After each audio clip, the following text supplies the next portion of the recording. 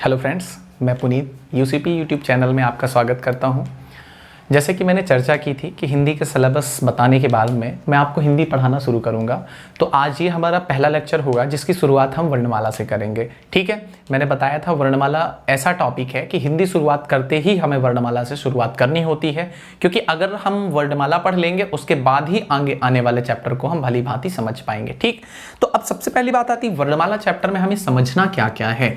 तो अगर आपको समझना है वर्णमाला तो उसके पहले कुछ शब्दों के मतलब समझने होंगे। मतलब सबसे पहला आप ध्वनि समझेंगे, फिर ध्वनि के बाद में आप अक्षर समझेंगे, अक्षर के बाद में आपको समझना होगा क्या शब्द, शब्द के बाद में आपको समझना होगा क्या वाक्य, वाक्य के बाद में आप समझेंगे पद, और पद के बाद में आपको फिर फाइनली अंतिम में आके आप कहां पहुंचेंगे, वर्णमाला में पहुंचेंगे। मतलब जब तक आप इनका मतलब नहीं समझ लेते तब तक आपको आगे का मतलब समझ में नहीं आएगा। सबसे पहला ध्वनि, फिर अक्षर, शब्द, वाक्य, पद और अंतिम में वर्णमाला समझना पड़ेगा। ठीक है, अब देखिए जैसे अगर मैं बात करूं सबसे पहले ध्वनि क्या है, ध्वनि की परिभाषा क्या है, तो ध्वनि समझना मनुष्य की भी होती है, ध्वनि किसकी होती है, जानवरों की भी होती है। लेकिन यहां पे अगर हम हिंदी व्याकरण पढ़ रहे हैं तो मतलब किससे होगा, आपका मनुष्य की ध्वनि से। किससे मतलब होगा, आपका मनुष्य की ध्वनि से मतलब होगा। दूसरी बात, मुख से उच्चारित होने वाली प्रारंभिक अवस्था, किससे उच्चारित होने वाली, आपकी मुख से उच्चारित होने वाली प्रारंभिक अवस्था जिसे लिखा नहीं जा सकता।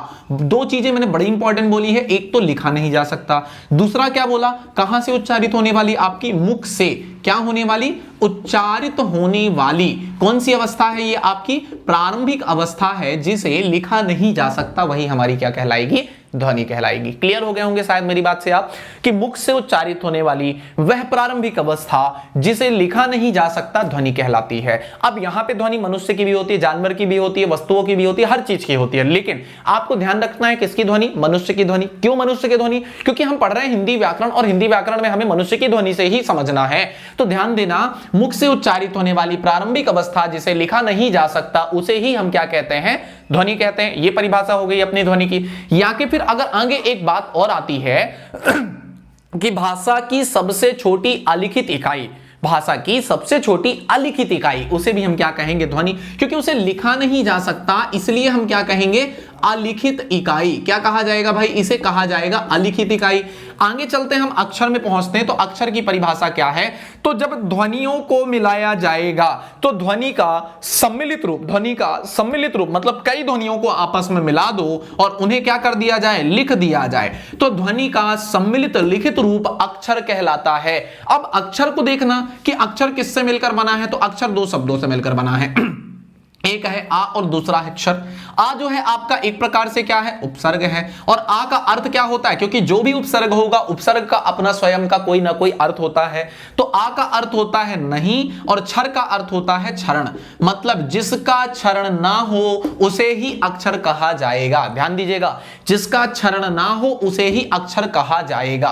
क्लियर हो गई होगी परिभाषा कि जिसका क्षरण ना हो हम उसे अक्षर कहेंगे, अगर उसका क्षरण हो जाता है तो वह अक्षर नहीं है। ठीक है, अब देखो अक्षर के बाद में क्या कहा गया कि ध्वनि का सम्मिलित लिखित रूप ही अक्षर या क्या कहलाता है, आपका क्या कहलाएगा, अक्षर कहलाएगा। लेकिन एक बड़ी बात है कि इसे क्या कर दिया जाता है, आपका लिख भी दिया जाता है। मतलब जो आपका अक्षर होगा उसे लिखा जाएगा, ध्वनि को लिखा नहीं जाता। और ध्वनि भाषा की क्या है, सबसे छोटी कौन सी इकाई, अलिखित इकाई है। एक और क्या बताया, ध्वनि किसकी ध्यान रखना है, मनुष्यों की, क्योंकि हम हिंदी व्याकरण पढ़ रहे हैं। तीसरी बात क्या बोली मैंने, मुख से उच्चारित होने वाली प्रारंभिक अवस्था क्या है, आपकी ध्वनि है। खत्म हो गई इतनी बात। फिर कई ध्वनियों को जब आपस में मिला दिया जाए और उन्हें लिख दिया जाए तो क्या बनेगा, ध्वनियों का सम्मिलित लिखित रूप अक्षर कहलाता है। दूसरी परिभाषा क्या बोली मैंने कि अक्षर दो शब्दों से मिलकर बनेगा, आ धन क्षर। आ का मतलब क्या है, ये आपका उपसर्ग है जिसका अर्थ होता है नहीं, और क्षर क्या होता है, क्षरण, मतलब जिसका क्षरण ना हो वही क्या कहलाएगा, हमारा अक्षर कहला जाएगा। क्लियर, ये हो गया अपना कंप्लीट। अब देखो अक्षर के जस्ट बाद जो अगली आएगी वो आएगी सीरीज कौन सी, आपकी वर्ण की आएगी। मतलब कई अक्षरों को जब आपस में मिला दिया जाए तो वो क्या बन जाएगा, आपका वर्ण बन जाएगा। कैसे, जैसे अगर मैं अक्षर की बात करता हूं कि आपके सामने क्या लिखा है, अक्षर में आ लिखा है और क्या लिखा है, का में हलंत ये लिखा है। मतलब ऐसा कहा जाए कि छोटी से छोटी ध्वनि जिसे हम क्या ना कर सके, खंडित ना कर सके, क्योंकि इसका मतलब ही है कि जिसका क्षरण ना हो। क्षरण ना हो मतलब जो खंडित ना हो, वही हमारा क्या है, अक्षर है। अगर कई अक्षरों को आपस में मिला दोगे तो वर्ण बन जाएगा। जैसे मैंने कहा कि एक है क्या आपके पास का और एक है आ, और इन दोनों को जब मिला दोगे तो ये पूरा का पूरा बन जाएगा क्या, का। मतलब इस का के नीचे हलंत लगी है, अर्थात इसमें स्वर का प्रयोग नहीं किया गया।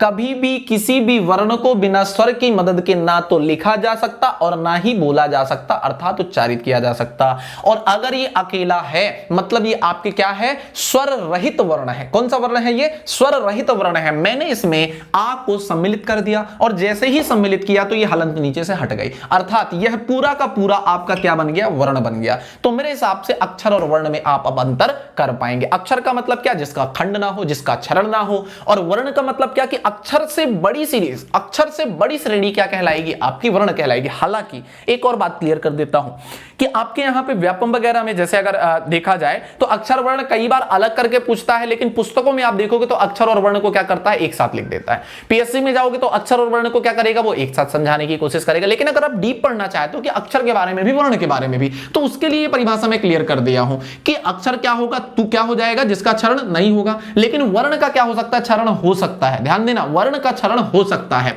तो वर्ण क्या होगा, अक्षरों का सम्मिलित लिखित रूप क्या कहलाएगा, वर्ण कहलाएगा। और वर्ण के खंडन हो सकते हैं या वर्ण के टुकड़े किए जा सकते हैं, लेकिन अक्षर के टुकड़े नहीं किए जा सकते। अक्षर का क्षरण नहीं किया जा सकता, उसके नाम से ही स्पष्ट है, आधन अक्षर, मतलब जिसका क्षरण ना हो। जबकि वर्ण का खंडन किया जा सकता है और इसका खंडन अक्षर का नहीं हो सकता। क्लियर हो गए होंगे इस बात से, ठीक है। आगे चलते हैं। अब देखिए अगली बात, हम वर्ण के बाद पहुंचते हैं कहां पे, शब्द में। तो जैसे आपके पास में एक वर्ण आ गया, ये पूरा का पूरा वर्ण का है।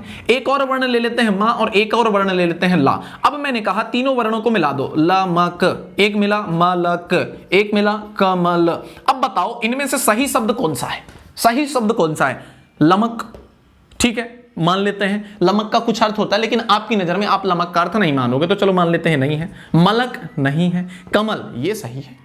अगर मान लें यहां पे कलम तो ये सही है, मतलब ये भी आप इसको शब्द मान लोगे। कैसे, वर्णों का सार्थक समूह क्या कहलाता है, शब्द कहलाता है। सार्थक समूह का मतलब क्या होगा भाई, सार्थक मतलब होता है जिसका अर्थ निकले, जिसका कोई अपना निश्चित अर्थ निकले, उसे सार्थक कहा जाएगा। तो परिभाषा क्या बनेगी, वर्णों का सार्थक समूह क्या कहलाएगा, शब्द कहलाएगा। अब वर्णों का सार्थक समूह कैसे होगा भाई, इन वर्णों का सार्थक समूह नहीं निकला, इसका सार्थक नहीं निकला, इसका सार्थक निकला तो ये शब्द है, इसका सार्थक निकला तो ये शब्द है। अर्थात जिसका सार्थक समूह निकलेगा वो शब्द कहलाएगा और जिसका सार्थक समूह ना निकलेगा वो शब्द नहीं कहलाएगा। तो ये परिभाषा आपके सामने स्पष्ट हो गई कि वर्णों का सार्थक समूह शब्द कहलाता है। ठीक है, इसके बाद हम आगे पहुंचते हैं, तो पहुंचेंगे कहां पे, वाक्य में। समझिएगा वाक्य क्या है। मान लीजिए आपके सामने एक वाक्य लिखा है कमल, क्या लिखा है, कमल। तो अब आप वाक्य बनाओगे, है खिलता में कमल कीचड़। क्या ये वाक्य है, क्या ये वाक्य समझ में आ रहा है आपको, नहीं आ रहा। मतलब क्या है, इसे कैसे लिखा जाए, कमल कीचड़ में खिलता है। ठीक है, अब क्या हुआ यहां पे, अंतर क्या समझ में आया आपको कि शब्दों का ये जो क्रम था ना, यहां पे क्रम गलत लिखा था और ये क्रम क्या है मैंने सही लिख दिया, तो ये पूरा का पूरा वाक्य बन गया।